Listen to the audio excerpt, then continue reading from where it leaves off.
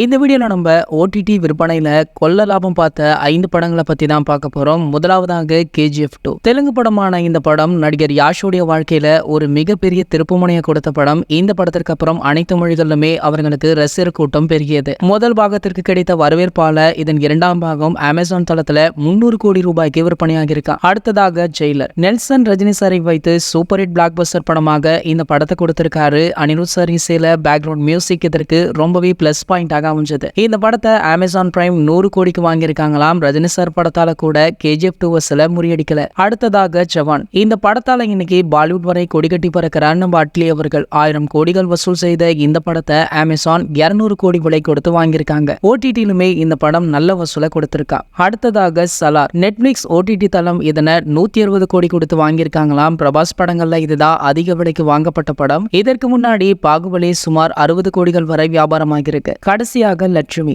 Raghava Lawrence நடிப்புல வெளிவந்த படம் காஞ்சனா. இதன் ஹிந்தி ரீமேக்ல அக்ஷய்குமார், கியாரா அத்வானி போன்றவர்கள் நடிச்சாங்க. இதனை அமேசான் 120 கோடிகளுக்கு வாங்கியிருக்காங்க. ஆனா இந்த படம் அங்கேயும் வசூல் செய்ய தவறி இருக்கா. இது போன்ற சினிமா செய்திகளை பத்தி நீங்க உடனே தெரிஞ்சுக்க நம்மளுடைய சினிமா கொட்டா அப்படின்ற நம்ம சேனலை சப்ஸ்கிரைப் பண்ணிக்கோங்க. மேலும் பக்கத்தில் உள்ள பெல் ஐகானை கிளிக் பண்ணிட்டீங்கன்னா நீங்க நம்ம வீடியோவை மிஸ் பண்ணாம பார்க்கலாம்.